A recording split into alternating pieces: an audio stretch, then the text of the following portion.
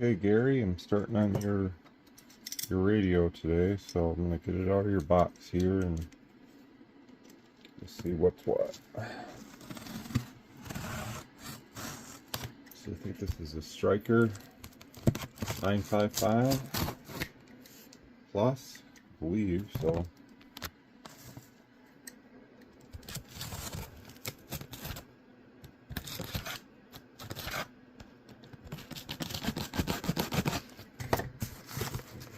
Open here.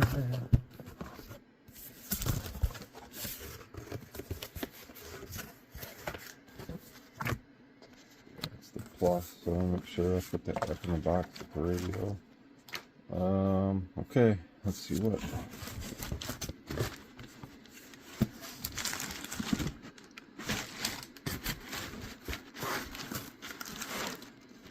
We got something shipping label in there. Let me grab that. Alright, so here it is. It made it safely from the look of it, so that's good. They usually always do. Some companies, they literally just send radios and nothing in the box, just a box with this in it. It's crazy. When you buy them from big mass retailers, let's just say. Okay, so I'll put one of these in there for you when I send it back to you. And let's get her out and have a look. Looks like it's a stock radio, so okay, well, let's check it out, make sure that it's working right. So I'll put a mic on it here, and we will see if it's putting out power. On lower sideband, mic gain, RF power supply. I'll make sure that thumb talk backs off. And 1, 2, 3, 4, 5, check. Yep, it's doing power. Good. Yeah. 1, 2, 3, 4, 5, check. Hello. 1, 2, 3, 4, 5, check. Yep, it's doing power. Hello. These are drawing about 6 on the key and maybe 7, 8 amps on modulation. So FM, it's a little low on power, but it's okay. 7 amps. So I got sideband again on the indicator for power here. So again, you know, you don't get that full deflection. That's something I think they should have worked out with the factory on these.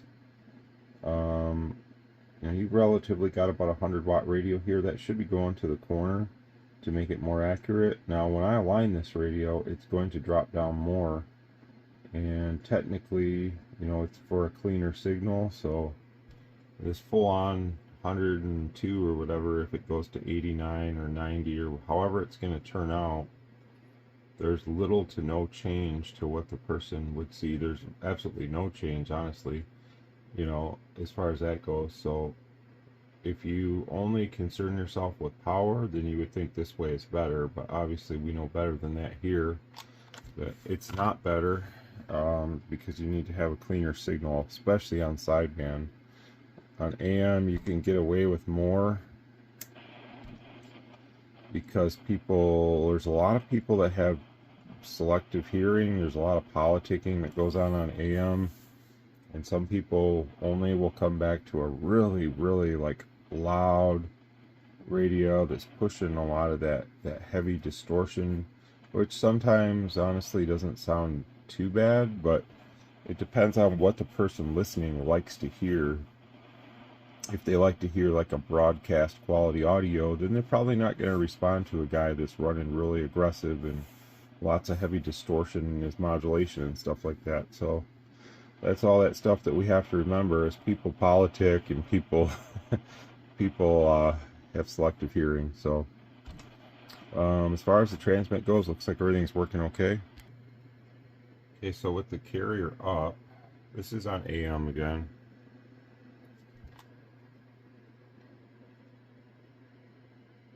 We're keying about 20 to 25 watts. This is on average, so hello, about 40, 38 talking, somewhere in the 30s.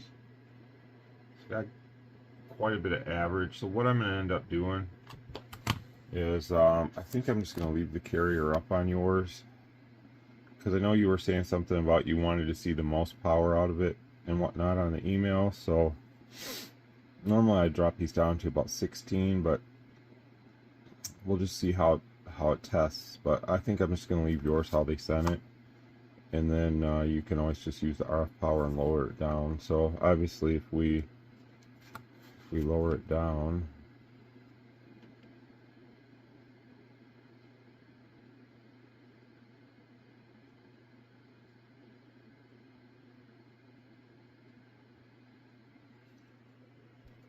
there's about 16.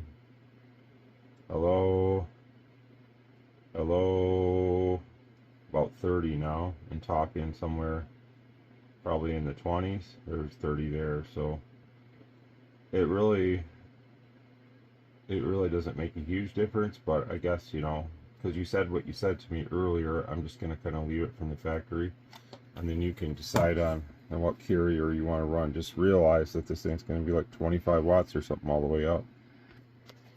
I know you said you had an LP100, so there's a setting on average I think you should look at if you care about that stuff. So I'm just going to show that really quick. We'll go into our setting menu, and then we want to go through. I don't want to change certain settings, so just leave some of this stuff alone. You can kind of reference how I have it, because I found that this is the best way, especially here on this average samples. Turn that up to 24. I think when it came, whoop, you don't want to adjust the SWR one though. I think when it came it was at 8. And we'll look at the difference. The average power reading is a little more erratic. Hello, hello. I mean, if you like to see a higher number, that kind of gives you it, but it's not ever really locking in on the signal. It's just kind of jambling all over the place. So I wouldn't recommend, if yours is like that, leaving it there. I believe what that sample rate means is it's taking more samples of the signal per second, and when it's low like that, it's not helping you. Look, how do I keep doing that? I think that was at 4. Let me check my other one, because honestly it was only focusing on this one and not this one. I don't know really what that one does. I have to read in the book about that one, but this one, turn that up and it's going to work a lot better on average. So if you have one of these and you're seeing those erratic numbers, that's why. So we'll just power that off and power that back on, and now it should be a little bit better.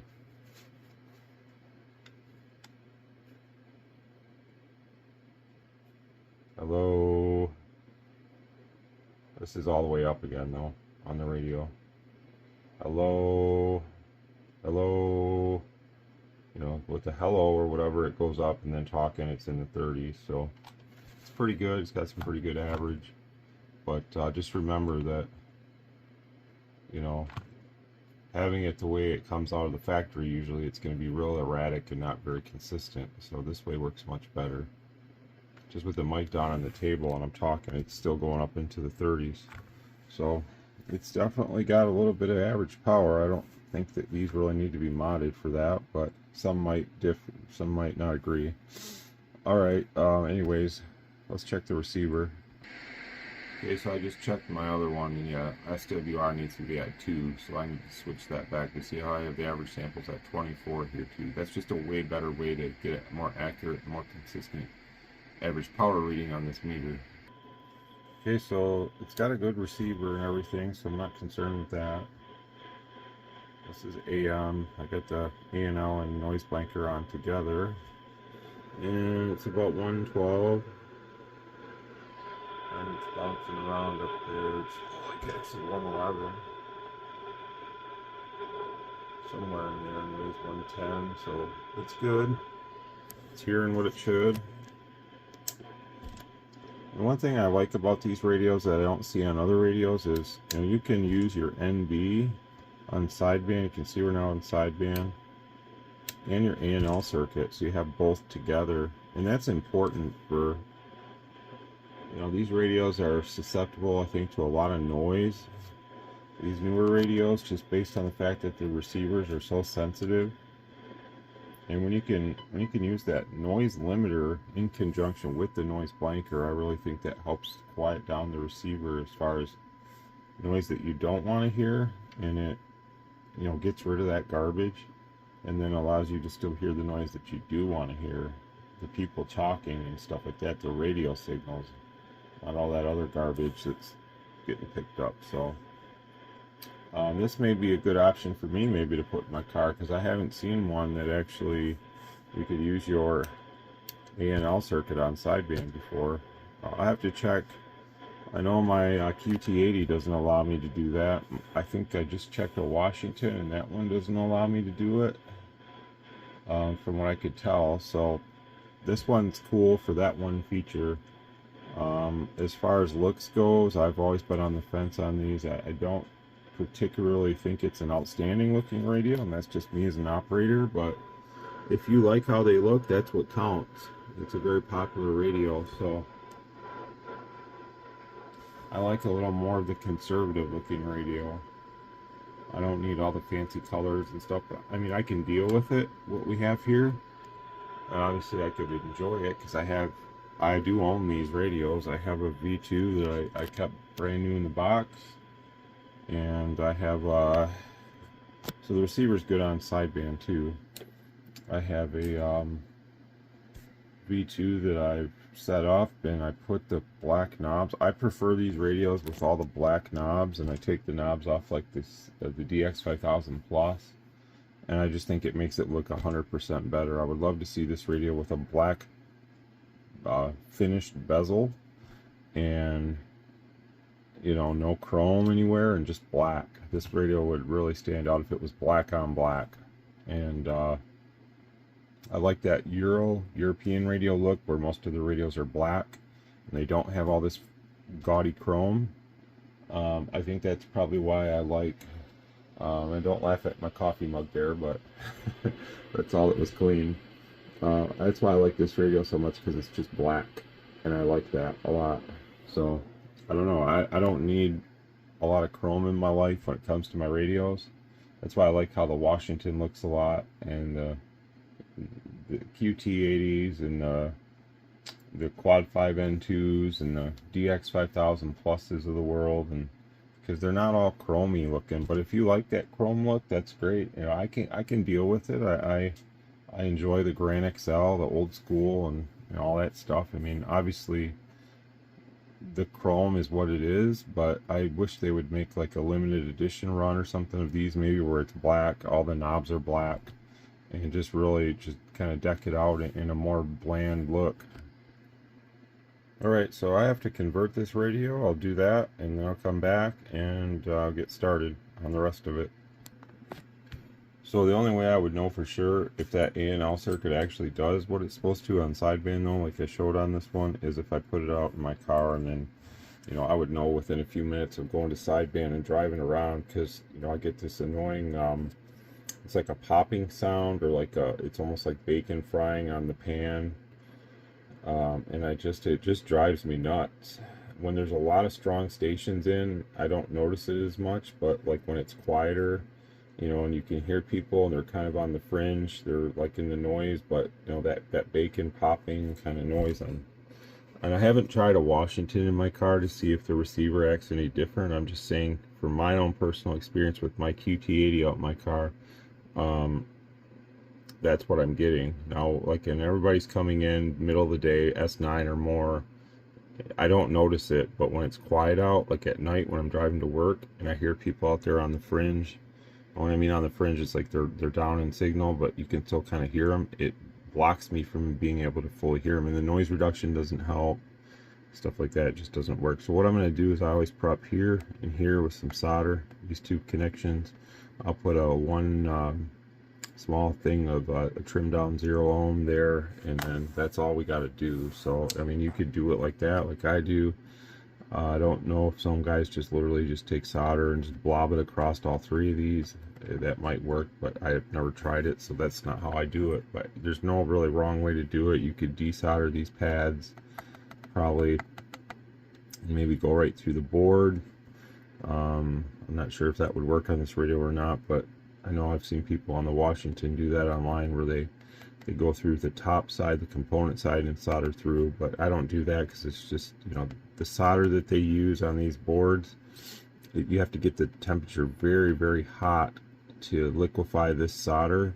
And then if you don't pull that component out within seconds, literally, as soon as you take the heat away, the solder just, you know, just forms, it moldens again, because it's, you know, the type of solder, I think it's lead free or something, so it's very much temperature active, and as soon as the temp goes away, it just moldens immediately. And it's kind of annoying, but I guess they have to use what they have to use. So the guys that remove components and stuff off of older radios, probably a lot less heat is needed, and it's probably a lot easier. So these radios, you know, as far as like removing like stuff like the regulators and stuff, you can do it. It's not as hard. But like some of these internal components, you know, capacitors and stuff like that, can be a little tricky. Luckily we don't have to change anything. There's really no reason to. The radios work good just how they come. But that's stuff that I've noticed. You know, I got some old junk radios here that just flat out got broken, quad 5 N2s and such, and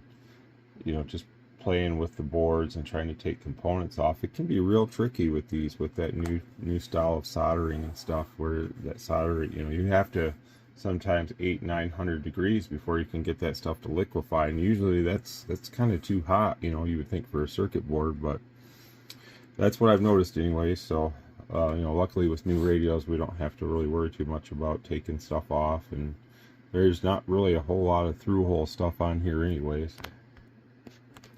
Okay, so there it is. It's on there. It ain't gonna come off. It's basically just a wire in a sense, but it's a 0 ohm resistor. So I find that it's easier with the resistor legs are so much thinner to solder than a thicker wire. But you could use a wire if that's all you had. Okay, so when you power the radio back on, you need to go to your band setting, which is already there. And now you can see we have probably the band that you want the most. So obviously it's got a VFO option too. I'm going to test in channel 22 today because I got my other radios on the local channel. It's just dead quiet out there right now. But so it's as simple as that. Just add the wire or the 0 ohm or however you want to do it. I wouldn't say blob the solder, but maybe guys do that. I don't know what they do. So that's all you have to do though, is connect that circuit together. It's just disconnected when it comes new out of the box, so just reconnect it, and it's going to do what it was meant to do.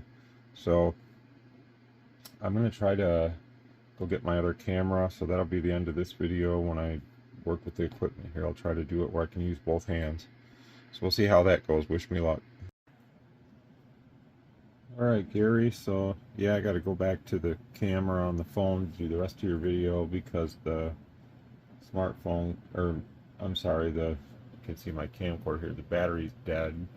It was charged, but it seems like it was like the charge didn't hold, so it's got to have a full charge probably. So here's the transmit frequency. Honestly, for me, it's easier just to use the phone anyways, but transmit frequency looks good.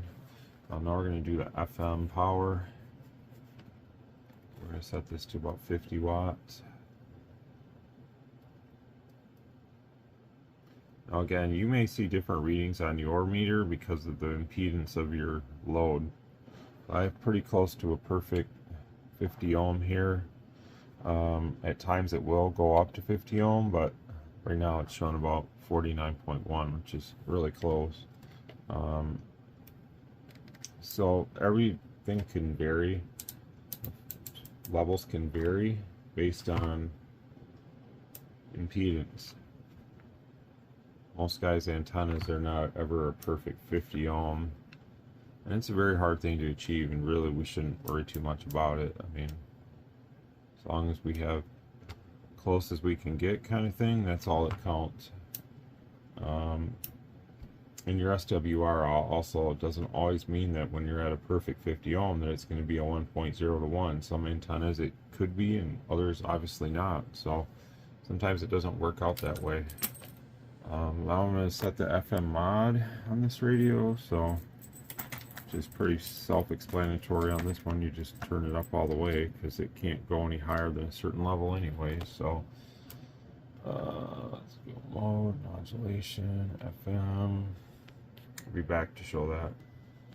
Okay, so it's about 3.15. It's really not that bad, but I just like to give it just a little bit more, so I'll do that.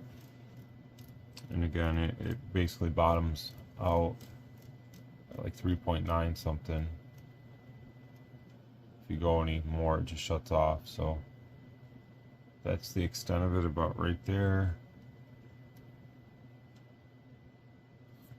Go like 2 clicks before it's shutting itself off. It's good enough for me. And modulation AM. So we'll do the power settings on AM now. I want to check and see where it is on high power. So it's about 23. I'm just going to leave it there like I said before. On the low power side, I'm going to put it down to 1.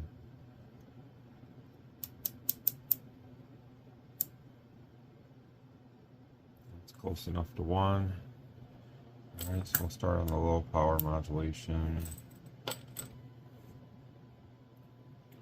And we get a different value for our tone.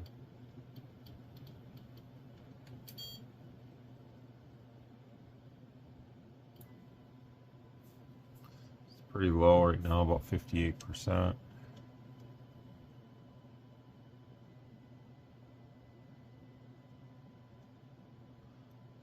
Like I can hear the distortion in the audio when you crank it up. Let me plug my oscilloscope back in because right now it's not on. So it's on, but it's not taking a signal. So let's put that on so you can kind of see what's going on there. Okay, but let's look here again. Let's look at it and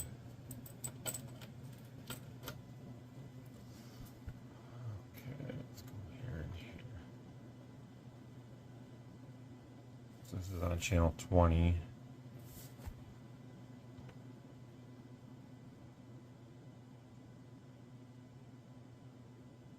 So this would be very, very aggressive to the point of too much. And reason being is when you come over here and look, that's really bad. I mean, the positive is still rounded, but the negative is just flatlined like crazy. So that's giving you an idea that that's way too much and you don't want to do that. So we'll go back here and measure AM. It's 101 with the tone, which is greatly too much. So and that's the maximum it'll go.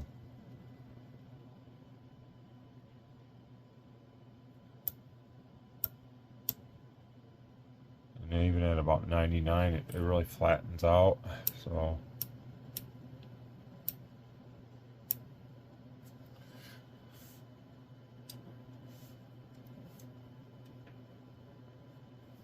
I just want to look at the middle.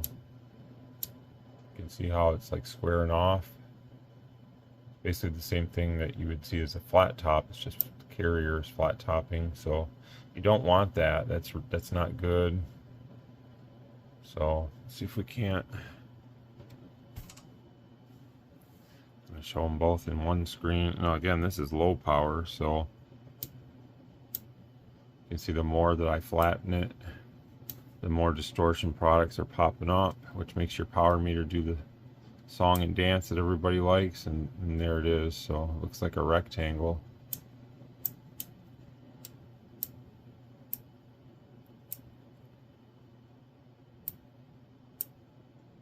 So there's where it's rounded off, and see that big difference there? Look at all that stuff that's gone. I don't know how some people just can't grasp the concept here that more here and here doesn't help. This is where it matters. I don't know. For the life of me, I just don't get it.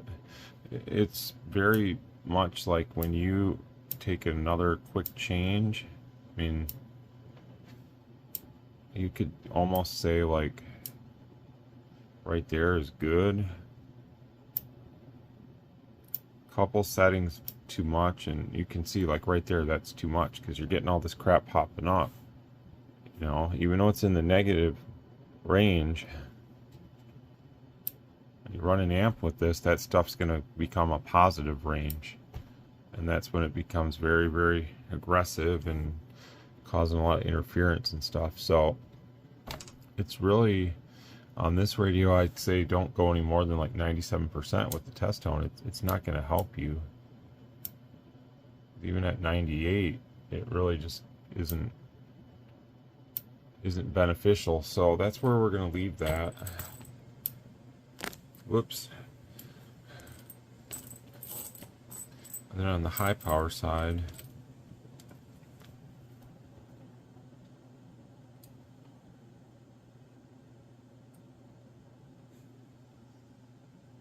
this is where I want to take a closer look, because usually there was a reason why I was backing the carrier down.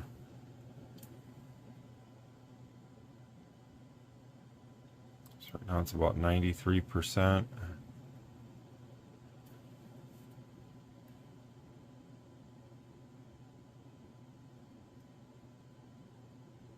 See how it flat tops right at 100%? You can take this all the way out to 105% if you wanted to, but it's just really, really nasty. And that's where you can really see the reality of it right there, is you're putting out over 10 dBm into the adjacent channels, which is really bad. So that's definitely not a good idea there.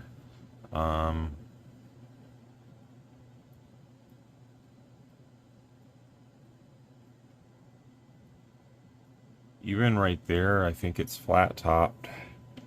Let's see. I want to kind of... No, it's not. It looks okay. So that's probably the extent of it right there. To be honest, that's about where the maximum. It appears to be flat top, but it's really not. Oh, this stupid thing. There it goes. Again, if we look at the middle, that's about the most aggressive I can make it without it getting uncharacteristically bad. So, and that looks pretty respectable there too. What is that gonna be? About 99%. So it's gonna be pretty hot on audio, let's just say that. So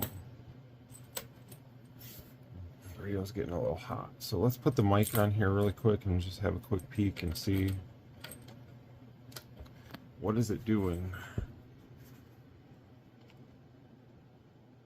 So there's our 23. Hello. Hello, 1 2 1 2 1 2 1 2. So it's talking anywhere from 30. 1 2 1 2 1 2 1 2. There's 46. Hello, hello, hello, hello, hello, hello, hello. So it kind of jumps around a little bit, but I'd say talking somewhere in the 30s anyway. So 1 2 1 2. Check check check. Hello. So I'll put it in peak envelope power. Peak envelope power. 1 2 1 2 1 2 1 2. Check check check. Hello. Pretty much close to 100. Now remember, on these radios, when you heat up your PA deck, which is your MOSFETs, the gain on them drops. So you have to realize that a couple watts difference isn't a big deal, but as this radio heats, it will do a little less power. So it is what it is. But when you're running a MOSFET radio, as the MOSFETs heat up, they lose gain. There's nothing really we can do about that. Let's check the low. This would be with that 1 watt carrier.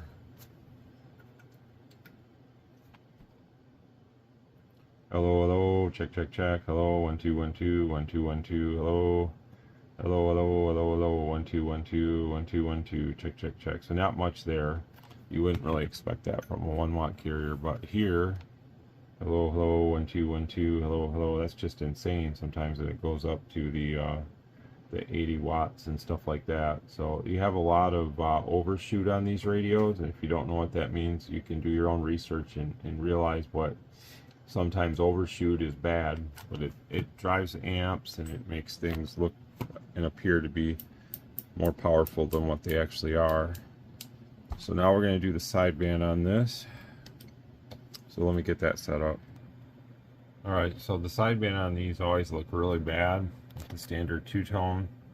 So what we want to do is we want to match the tone so that way we can get somewhat of a more linear look of the tone, modulation envelope, I mean. You have to match, you know, by changing amplitude of one of the tones, you can somewhat match them to get a more, you know, educated look at what's the radio actually look like and how linear actually is it in transmission.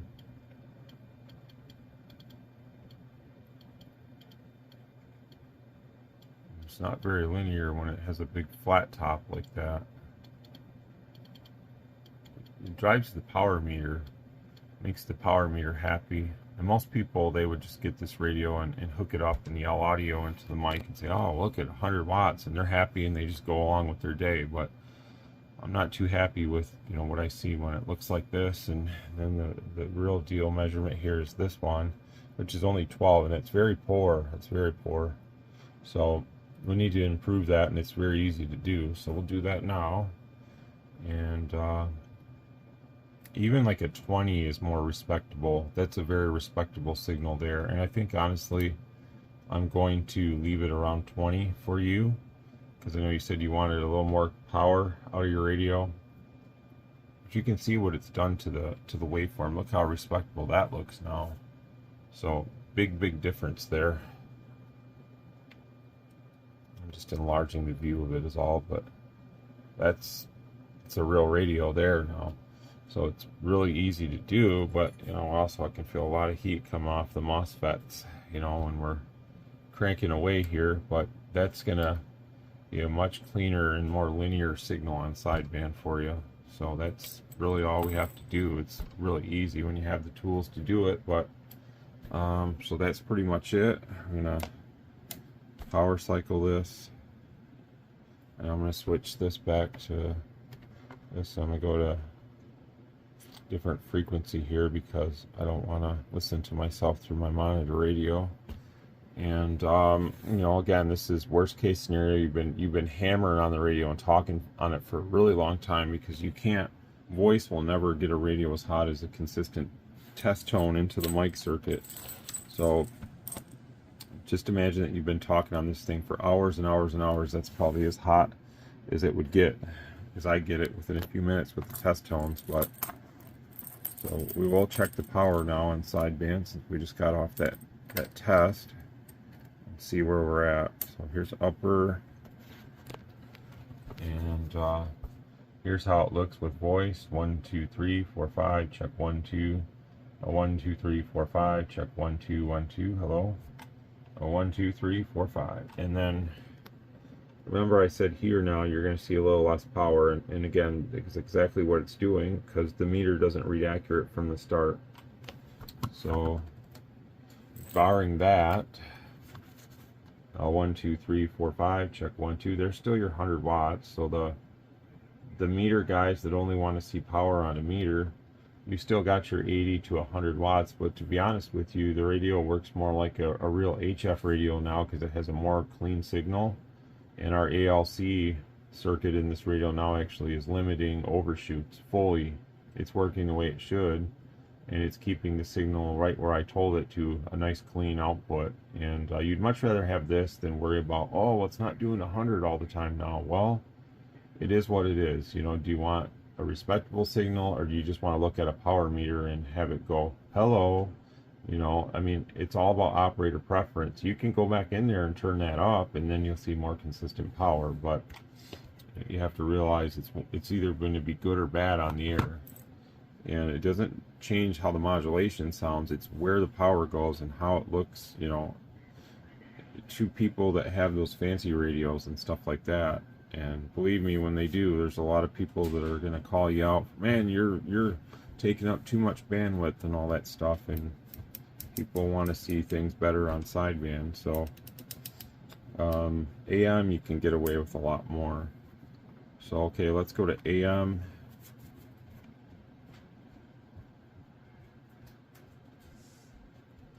This is your 24 whatever watt carrier that we had from the get-go. 23, 24, This is with modulation here, so you can see 1, 2, 3, 4, 5. 1, 2, 3, 4, 5. Check 1, 2. So again, you're still up there in the 90s, close to 100.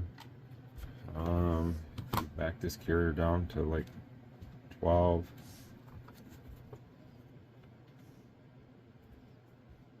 There's about 8 watts right there. 1, 2, 3, 4, 5. Check 1, 2. You actually have more gain there, so you're probably going to sound louder there on audio, because now we're going about 10 times the carrier at times. So you know that extra gain that you're seeing probably would sound better on the air than running it all the way open. So usually lower carrier and a forward modulation is going to sound better than all the way up. And then a quarter of the way up, it's about 4 or 5 watts there, and then you can see kind of what it's doing. So it's still about 10-12 times the carrier, which is really good. It's a very aggressive modulating radio. Let's go back here. I don't really see a situation where somebody would want to dump a 25 watt carrier into something, but here's your average power. 1, 2, 3. Hello, check, check, check. Hello, 1, 2. Again, about 24, 23 is where we're starting, and sometimes it's going up into the 30s and 40s. So they're a good radio for about 80 to 100 watts, depending on how much heat they have on the MOSFET deck. And right now it's extremely hot. So that's pretty much it, Gary. That's all I do, is give you a little more audio on AM and a little bit cleaner signal on sideband. So hopefully that's what you were looking for, because that's what I do. I don't over modulate them, which I've shown you what happens when you do that. And they're pretty easy radio to set up. It doesn't take a lot of really smarts. You just got to have the right equipment to look at what you're doing and set it up the right way. So I will upload these videos to one video. It'll be kind of long, but it is what it is. And I'll get with you to get the payment, and then we'll get this heading back your way. 73.